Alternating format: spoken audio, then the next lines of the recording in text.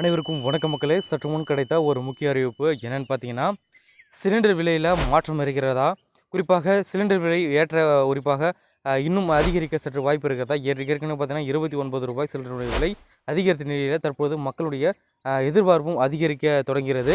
So என்னென்னு பார்த்தீங்கன்னா, பரபரப்பான பேச வந்த இந்த நிலையில் மீண்டும் விலை அதிகரிப்பு உண்டா?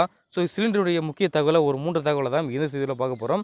ஸோ இப்போ நீ தமிழில் பார்த்துருப்பீங்க. ஸோ அதை பற்றி தான் பார்க்க போகிறோம். ஸோ அதுக்கு முன்னாடி பார்த்தீங்கன்னா, இது போன்ற இன்ஃபர்மேஷன் மற்றும் மத்திய அரசுடைய குறிப்பாக சிலிண்டர் பற்றிய கூடுதல் தகவலை நீங்கள் உடனுக்குடன் துல்லியமாக தெரிஞ்சுக்கணும் அப்படின்னு நினச்சிங்கன்னா, நீங்கள் பண்ணுற ஒரே விஷயம் நம்மளோட சேனலை சப்ஸ்கிரைப் பண்ணி வச்சுக்கோங்க. பக்கத்தில் இருக்க பெல் ஐக்கானுக்கு போய் ஆல் டிக் பண்ணிக்கோங்க. அண்ட் முக்கியமான விஷயம், வீடியோவை ஸ்கிப் பண்ணாமல் பாருங்கள். அப்போ தான் நான் சொல்கிற தகவல் எல்லாம் உங்களுக்கு முழுமையாக சேரும். இன்னொரு விஷயம், வீடியோவை லைக் பண்ணாமல் பார்க்குறீங்க, ப்ளீஸ் எனக்காக ஒரு லைக் மட்டும் போட்டு நம்மளுடைய வீடியோவை தொடருங்க. இப்போ வாங்க வீடியோக்குள்ளே என்ன சொல்லியிருக்கேன் அப்படின்றத நான் உங்களுக்கு சொல்கிறேன்.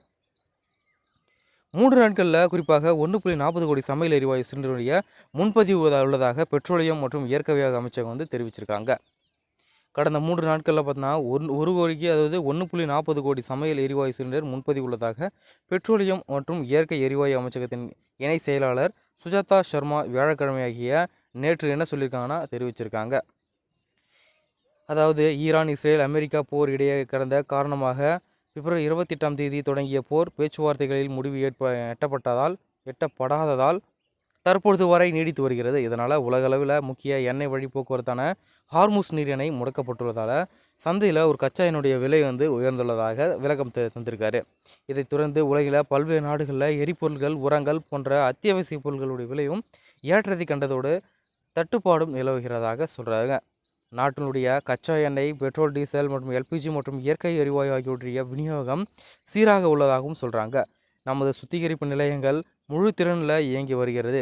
சில சில்லறை விற்பனை நிலையங்களில் வழக்கத்தை விட அதிகமான விற்பனை விற்கதாக சொல்கிறாங்க. ஸோ ஏற்கனவே பார்த்தீங்கன்னா போன வாரம், அதுக்கு முந்தின வாரம்லாம் பார்த்தீங்கன்னா விலை ஏற்றத்தினுடைய அதிகரிப்பான உச்சத்தை தொடருது. ஸோ நேற்று முன்தினம் பார்த்தீங்கன்னா அதோடைய தகவலை நம்ம சொல்லியிருப்போம். ஸோ சிலிண்டருடைய விலை ரூ. 29 அதிகரித்தது பொதுமக்களுடைய ஒரு பீதியை கிளப்புறதாக சொல்லுவோம். ஸோ இன்னும் பார்த்தீங்கன்னா அதிகரிக்க வாய்ப்பு இருக்கிறது என்று வட்டாரங்களில் பேசி கொண்டு வந்த இந்த நிலையில் தற்போது அதை பற்றி நியூஸ் சொல்லியிருக்காங்களா அப்படின்னு கேட்க போனால், இனி வரும் காலங்களில் உங்களுக்கு அதை அப்டேட் பண்ணுறோம் அப்படின்னு சொல்லியிருக்காங்க. ஸோ அதே போல் பார்த்திங்கன்னா அது மட்டும் இல்லாமல் 1.49 கோடி, அதாவது இந்த சிலிண்டர்கள் ஏற்கனவே விநியோகிக்கப்பட்டுள்ளன. இதே காலகட்டத்தில் தான் ஏறத்தாழ 22,340 டன் எல்பிஜி விற்பனை செய்யப்பட்டது என்று தெரிவிச்சிருக்காங்க. ஸோ இனி வரும் காலங்களில் இது போன்ற எல்பிஜி மற்றும் சிலிண்டர் பற்றிய தகவலை இனி வரும் காலங்களில் உங்களுக்கு உடனுக்குடன் நான் சொல்ல தயாராக இருக்கேன்.